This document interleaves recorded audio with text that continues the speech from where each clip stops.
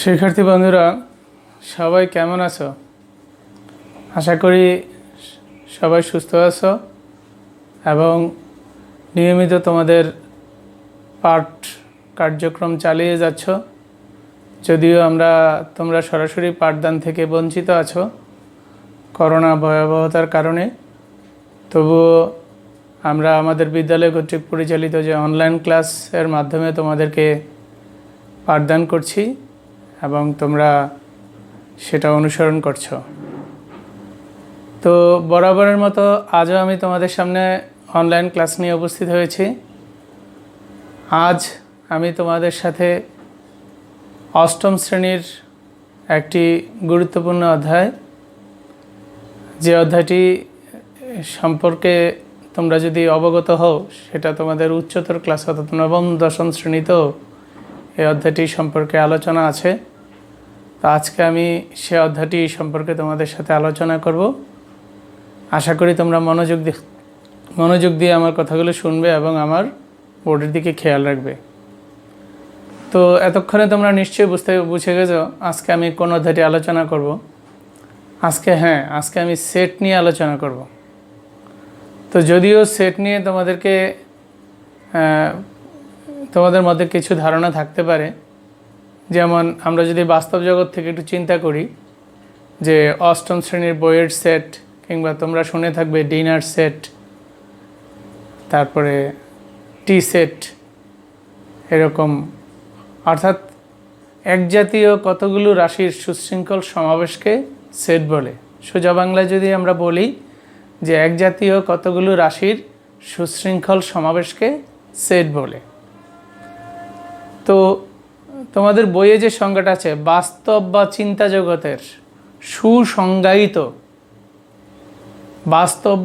জগতের সুসংজ্ঞায়িত যে সুশৃঙ্খল সমাবেশ, সেটা হলো সেট। অর্থাৎ একটা সেটের উপাদানগুলো থাকতে হবে এক জাতীয় কিংবা একই ক্রমে। তো আসো আমরা সেটের সংজ্ঞা সম্পর্কে অবগত হলাম। এবার আমরা জানব সেট প্রকাশের পদ্ধতি। সেট প্রকাশের পদ্ধতি দুইটি, একটি হলো তালিকা পদ্ধতি, একটি হলো গঠন পদ্ধতি। তো তোমরা একটু দেখো, জাস্ট তোমাদের সাথে একটু আলোচনা করছি যে সেট প্রকাশের পদ্ধতি কয়টি? দুইটি। একটি হলো কি তালিকা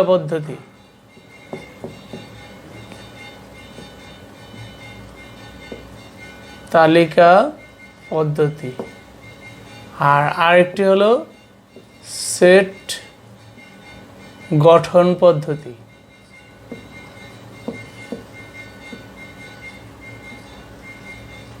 এখন এই যে দুইটি পদ্ধতি, এই দুইটি পদ্ধতির মধ্যে কিন্তু একটা মৌলিক পার্থক্য আছে, সেটা তোমাদেরকে বুঝতে হবে।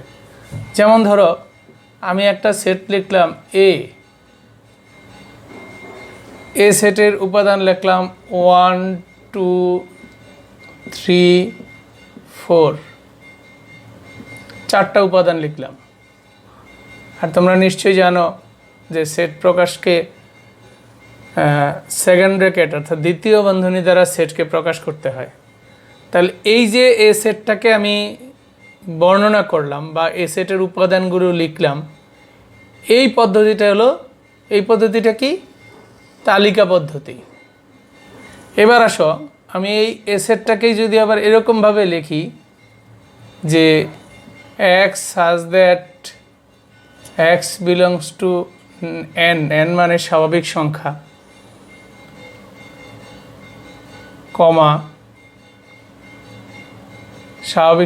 কমা বা এবং দিতে পারো, এবং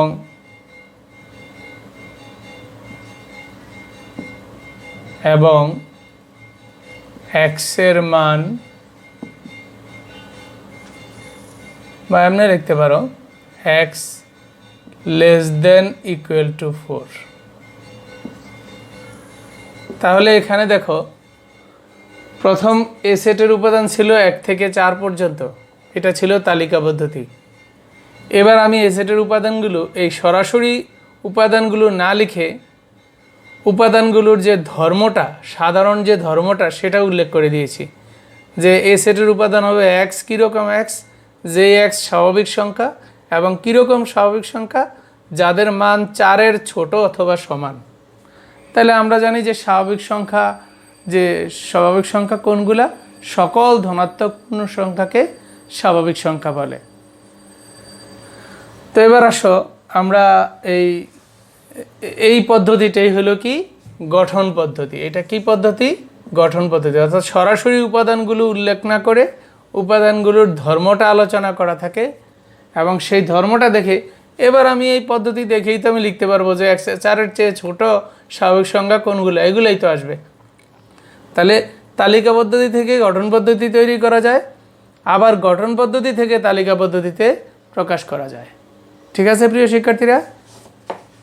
আচ্ছা, এবার আসো আমরা সেট সম্পর্কিত কিছু প্রতীক সম্পর্কে আমরা একটু জেনে নিই, তাহলে আমাদের সুবিধা হবে। ধরো আমি প্রথমে লিখি, তোমরা ভালো করে এগুলো তুলে নাও।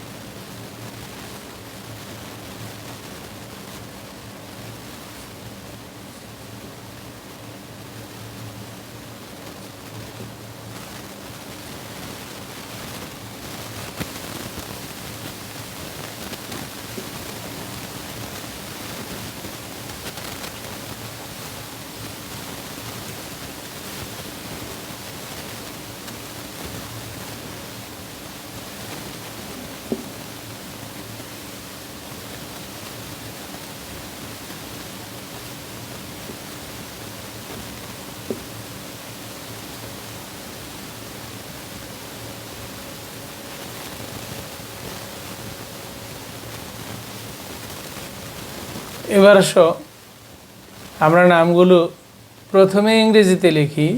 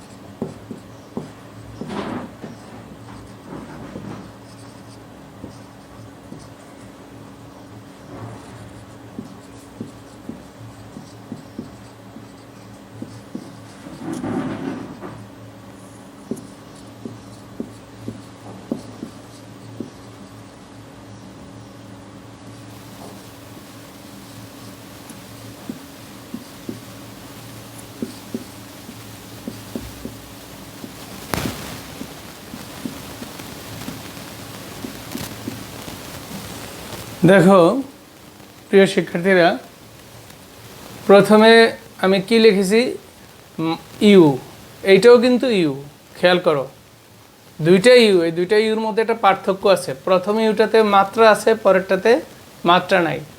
তাহলে মনে রাখবে মাত্রাযুক্ত ইউকে ইউনিভার্সাল সেট, বাংলায় বলি আমরা সার্বিক সেট। বাংলায় আমরা এটাকে কি বলবো? সার্বিক সেট। তারপরে দেখো মাত্রা ছাড়া ইউকে বলবো ইউনিয়ন সেট, বা বাংলায় বলবো সংযোগ সেট।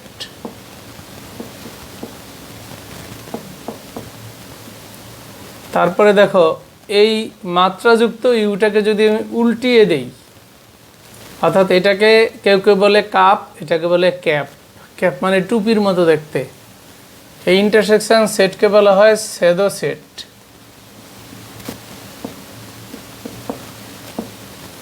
সাজদেট, গাণিতিক ভাষায় এই বিসর্গ চিহ্নকে সাজদেট বা বাংলায় বলে যেন। বিলংস টু হলো উপাদান। কোনো সদস্য যদি কোনো সেটের উপাদান হয় সেক্ষেত্রে বিলংস টু চিহ্ন ব্যবহার করা হয়। আর নট বিলংস টু হলো উপাদান নয়, অর্থাৎ কোনো সদস্য যদি কোনো সেটের উপাদান না হয় সেই ক্ষেত্রে আমরা নট বিলংস টু চিহ্নটা ইউজ করব। গ্রেটার দেন তোমরা জানো বৃহত্তর। এখন বৃহত্তর বলতে কি বৃহত্তর, অর্থাৎ আগেরটা বড় পরেরটা ছোট বুঝাইলে গ্রেটার দেন, আর আগেরটা ছোট পরেরটা বড় বুঝাইলে ক্ষুদ্রতর। আর নাল সেটের বাংলা হলো ফাঁকা সেট। এখন একটু খেয়াল করে দেখো, ফাঁকা সেটের প্রতীক কিন্তু দুই রকমভাবে প্রকাশ করা যায়। একটা হলো এই চিহ্নটাকে বলা হয় ওড়ি চিহ্ন, আর আরেকটা হলো আমি সেটের প্রতীক ব্যবহার করব বাট মাঝখানে কোনো উপাদান লিখব না, মানে খালি, সেটা হলো নাল মানে ফাঁকা। আর এই যে এর উপরে ডট দেওয়া এটাকে বলা হয় প্রাইম সেট অফ এ, বাংলায় আমরা বলবো এর পূরক সেট। কি বলবো? এর পূরক সেট।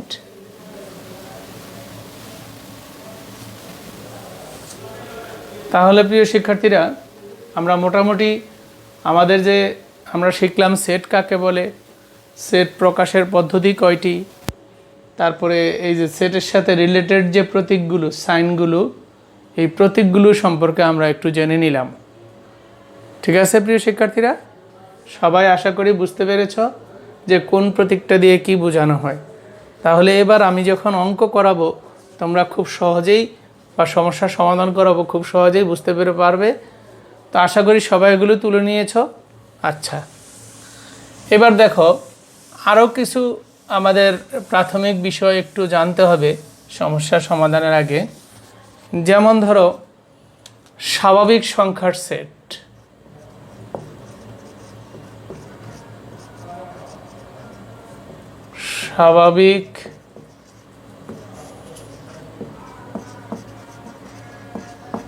স্বাভাবিক সংখ্যার সেট। তো স্বাভাবিক সংখ্যার সেটকে n দ্বারা প্রকাশ করা হয়।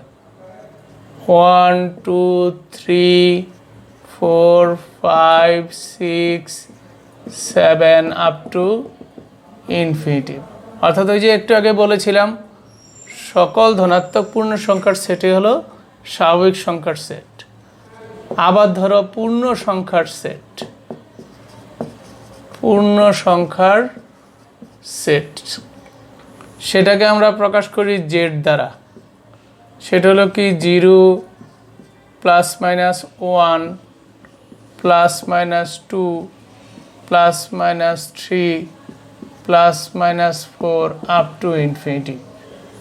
এই সেটটাকে আরেক রকমভাবে প্রকাশ করা যায়, যেমন বাম দিকে অসীম ইনফিনিটিভ দিয়ে মাইনাস ধরো -2 -1 0 1 2 তারপর আবার ডট ডট। অর্থাৎ সকল ধনাত্মক এবং ঋণাত্মক এবং শূন্য সহ সকল ধনাত্মক এবং ঋণাত্মক পূর্ণ সংখ্যা হলো পূর্ণ সংখ্যার সেট। আরেকটা বিষয় তোমরা মনে রাখবে যে মৌলিক সংখ্যা তো তোমরা জানোই যে সকল সংখ্যাকে ওই সংখ্যা ছাড়া অন্য কোনো সংখ্যা দিয়ে ভাগ করলে বাক্সের শূন্য হবে না, বা সোজা বাংলায় আমরা যদি বলি যে সকল সংখ্যার ওই সংখ্যা এবং এক ছাড়া অন্য কোনো গুণনীয়ক নেই তাদেরকে মৌলিক সংখ্যা বলে। তা আসো প্রিয় শিক্ষার্থীরা, আমরা তোমাদের যে প্রশ্নগুলো আছে সেখান থেকে কিছু সমস্যা দেখাবো আজকে। যেমন ধরো শুরুতেই আমরা তোমাদের যে অবজেক্টিভগুলো আছে এগুলো তোমরা আজকের আমি যে আলোচনা করেছি এই আলোচনার পরিপ্রেক্ষিতেই তোমরা এগুলো পারবে। তা আমি তোমাদেরকে যে অঙ্ক যেগুলো আছে, যেমন ধরো 5 নাম্বার থেকে অঙ্ক আছে, 5 নাম্বারে তোমাদের অঙ্ক আছে, নিচের সেটগুলোকে তালিকা পদ্ধতিতে প্রকাশ করো। যেমন আমি একটা দেখাই, প্রথমটাই ধরো আছে x সাজ দ্যাট x বিজোড় সংখ্যা, এক্স সাজ দ্যাট এক্স বিজোড় সংখ্যা। আচ্ছা, এবং শর্ত দেওয়া আছে, এবং শর্ত আছে 3 less than X less than 15, I mean 15। তাহলে দেখো, আমরা ক্লাসের একেবারে প্রথম দিকেই বলেছি সেট প্রকাশের পদ্ধতি দুইটি, একটি গঠন পদ্ধতি, একটি তালিকা পদ্ধতি। তাহলে তোমরা তো নিশ্চয়ই বুঝতে পারছো এই সেটটা কোন পদ্ধতিতে আছে, গঠন পদ্ধতিতে আছে। তাহলে এটাকে নিতে হবে কিসে, তালিকা পদ্ধতিতে। তাহলে আমরা দেখো আমরা খুব সহজে এটা পারবো, কারণ এখানে উল্লেখ করাই আছে যে যে সদস্য হবে সদস্যগুলো হতে হবে বিজোড় সংখ্যা, এবং কীরকম বিজোড় সংখ্যা, যেগুলো 3 থেকে বড় 15 থেকে ছোট। তা আমরা বলতে পারি যে প্রদত্ত শর্ত অনুযায়ী, যে প্রদত্ত শর্ত মতে 3 থেকে বড় এবং 15 থেকে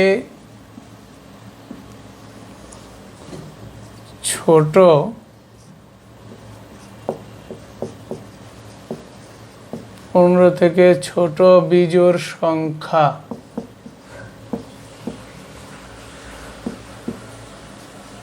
গুলো হলো, তাহলে 3 থেকে বড় বিজোড় সংখ্যা হলো 5, 5 পরে 7, 9, 11, 13, তারপরে 15। কিন্তু 15 তো হবে না, কেননা বলছে 15 থেকে ছোট।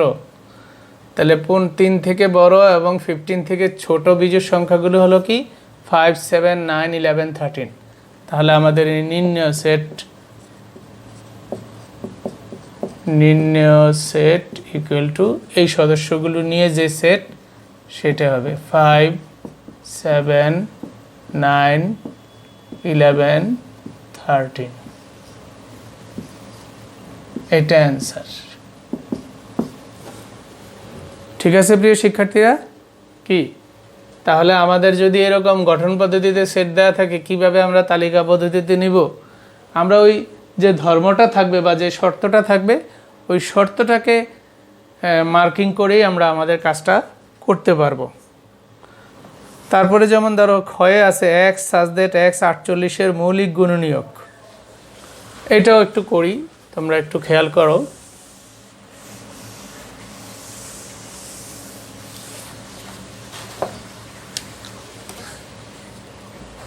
পাঁচের খ, এক্স সাজ দ্যাট এক্স 48 এর মৌলিক গুণনীয়ক সমূহ। তো দেখো প্রিয় শিক্ষার্থীরা, এখানে যে আমাদের গঠন পদ্ধতিতে যে ধর্মটার কথা উল্লেখ করা আছে, বলছে যে সদস্য হবে এক্স, এবং কীরকম এক্স, যারা 48 মৌলিক গুণনীয়ক। এখানে কিন্তু তোমাদেরকে একটা বিষয় খুব স্পষ্টভাবে বুঝতে হবে। আমরা যদি অনেক স্টুডেন্ট ভালো করে না বুঝেই 48 গুণনীয়ক অর্থাৎ 48কে কোন কোন সংখ্যা দ্বারা ভাগ যায় সেগুলো লিখে ফেলতে পারো, কিন্তু না, সবগুলো চাই নাই। বলছে 48 যে গুণনীয়কগুলো আছে তার মধ্যে যেগুলো মৌলিক সংখ্যা সেগুলো লিখতে হবে। তাহলে আমরা এখানে আগে 48 গুণনীয়কগুলো বের করি, যে এখানে 48 ইকুয়াল টু, প্রথমে 48কে যদি 1 দিয়ে ভাগ দেই তাহলে 1 ইন্টু 48, 2 দিয়ে ভাগ দিলে 24 দুগুণে 48, 3 দিয়ে ভাগ দিলে 3 ষোলো 48, 4 দিয়ে ভাগ দিলে 4 12 48, 5 দিয়ে তো যায় না, 6 দিয়ে 6 আটা 48। তো যেহেতু 6-এর পরে 7 দিয়ে যায় না, 7-এর পরে 8, তাহলে 8 চলে আসলে আর যেতে হবে না। তাহলে এবার দেখো তো, এখানে বলবা এখানে 48-এর মৌলিক গুণনীয়কগুলো হলো মৌলিক গুণনীয়কগুলো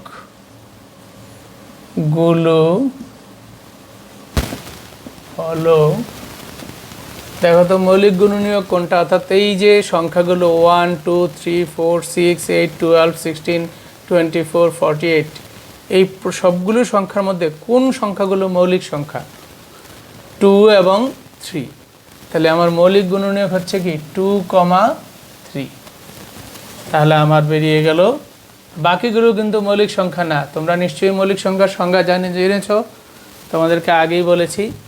তো অতএব আমার নির্ণেয় সেট হবে, নির্ণেয় সেট ইকুয়াল টু হবে 2, 3, এবং এটাই হবে তোমাদের অ্যান্সার। ঠিক আছে প্রিয় শিক্ষার্থীরা, কি সবাই বুঝেছ? আশা করি অবশ্যই সবাই বুঝতে পেরেছ। তো এইভাবে তোমরা এই 5-এর যে বাকি অঙ্কগুলো আছে কিভাবে গঠন পদ্ধতি থেকে তালিকা পদ্ধতিতে নিতে হয় সেই কাজগুলো করবে, এবং বাকি দুইটা তোমাদেরকে আমি বাড়ির কাজ হিসেবে দিব।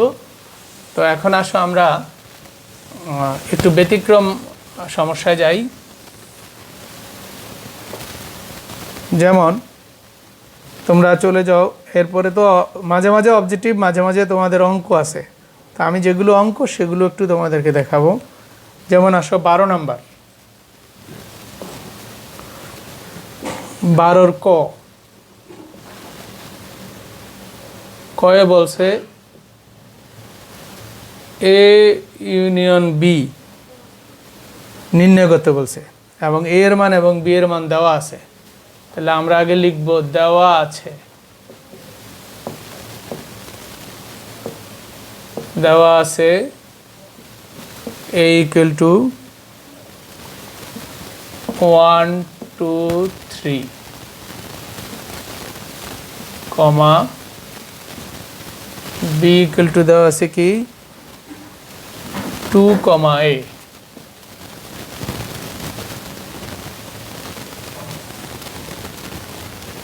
তাহলে এবার প্রদত্ত রাশি,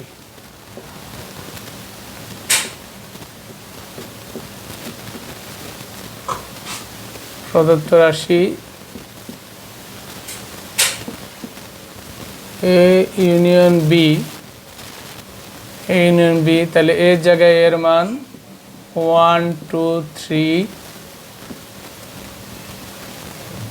ইউনিয়ন বি এর মান হবে 2a।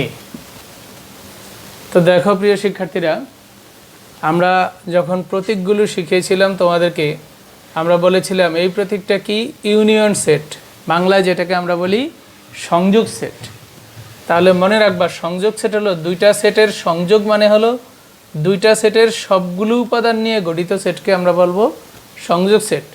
তবে কোনো উপাদান যেন দুইবার না আসে সেটা খেয়াল রাখতে হবে, অর্থাৎ কমন আনকমন এই সব মিলিয়েই হবে সংযোগ সেট। তাহলে আমাদের এখানে আছে কি 1 2 এখানেও আছে, এখানেও আছে, তা আমরা একবার লিখব। 3 এখানে আছে, এখানে নাই, 3 লিখব। আবার এ এখানে আছে, এখানে নেই, এ লিখব। তাহলে এই হলো আমাদের এ ইউনিয়ন বি এর মান। এখন সাপোজ ধরো যদি আমাদের বলতো, যদিও এখানে বলে নাই, যদি বলতো যে এ সেট বি নির্ণয় করো, তাহলে খেয়াল করো, এটা আমি নিজে থেকে তোমাদেরকে বুঝাচ্ছি। যদি বলতো এ সেট বি নির্ণয় করো, তাহলে আমি লিখতাম 1 2 3 সেট চিহ্ন দিয়া বি এর মান হলো 2a। তাহলে দেখো প্রিয় শিক্ষার্থীরা, এই চিহ্নটা মানে কি ইন্টারসেকশন, ইন্টারসেকশন মানে ছেদ। মনে রাখবা ছেদ মানে হলো দুইটা সেটের কমন, অর্থাৎ কোন উপাদান দুটোটা সেটের মধ্যে আছে সেটা নিয়ে যে সেট সেটা হবে এ ইন্টারসেকশন বি সেট। তাহলে আমরা একটু দেখি তো, এই সেটে 1 আছে, এখানে নাই, 2 এখানেও আছে, এখানে আছে, 3 এখানে আছে, এখানে নাই। তাহলে আমার কমন কি আছে 2, তাহলে এই হবে এ ইন্টারসেকশন বি এর মান।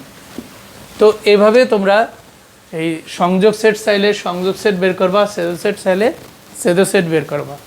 তো ঠিক আছে প্রিয় শিক্ষার্থীরা, আজকে যে আলোচনা করেছি আশা করি তোমরা নিশ্চয়ই উপকৃত হয়েছো। আর যদি উপকৃত হও তাহলে আমার পরিশ্রমটা আমি সার্থক বলে মনে করব, এবং তোমরা তোমাদের আমি বাড়ির কাজ দিচ্ছি, তোমরা একটু বাড়ির কাজটা লিখে নাও।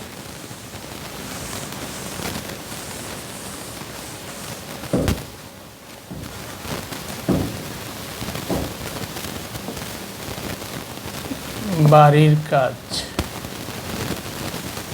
বাড়ির কাজ দেখো, তোমাদের বাড়ির কাজ হলো অনুশীলনী 7 এর 5, 5 আর 12 সম্পূর্ণ, অর্থাৎ 5 আর 12 সবগুলো অঙ্ক তোমরা করবে।